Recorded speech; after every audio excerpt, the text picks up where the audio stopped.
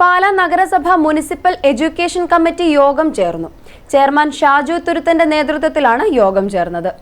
June 3-ന് school തുറക്കുന്നത് സംബന്ധിച്ച കാര്യങ്ങൾ ചർച്ച ചെയ്യുന്നതിനായി മുനിസിപ്പൽ എഡ്യൂക്കേഷൻ കമ്മിറ്റി പാലാ നഗരസഭ ചെയർമാന്റെ ചേംബറിൽ ചേർന്നു. Municipal chairman Shaju V Thuruthan അധ്യക്ഷത വഹിച്ചു. വിദ്യാഭ്യാസ സ്റ്റാൻഡിംഗ് കമ്മിറ്റി ചെയർമാൻ ബൈജു കൊല്ലംപറമ്പിൽ, വൈസ് ചെയർപേഴ്സൺ ലീന സണ്ണി, കൗൺസിലർമാർ പാലാ BRC ട്രെയിനർമാരായ ജെസി വിജെ, കെ രാജ്കുമാർ, നഗരസഭയിലെ വിദ്യാഭ്യാസ സ്ഥാപനങ്ങളിൽ നിന്നുള്ള അധ്യാപക പ്രതിനിധികൾ തുടങ്ങിയവർ യോഗത്തിൽ പങ്കെടുത്തു. സ്കൂൾ പ്രവേശനോത്സവം, സ്കൂൾ ശുചീകരണവും സുരക്ഷയും, മഴക്കാല പൂർവ്വ പ്രവർത്തനങ്ങൾ എന്നിവ സംബന്ധിച്ച് വിശദമായ ചർച്ചയും നടന്നു.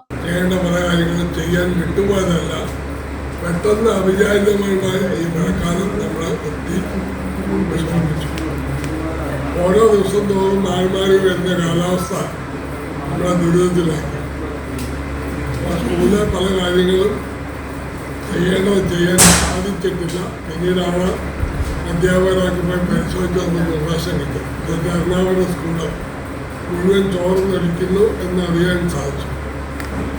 അവിടുത്തെ കൗൺസിലർ വിളിച്ച് പറഞ്ഞു, അതിനേക്കാളും ഉപരി അവിടുത്തെ നാട്ടുകാരായ കുട്ടികളുടെ മാതാപിതാക്കൾ പറഞ്ഞു ചോരുന്നുണ്ട്.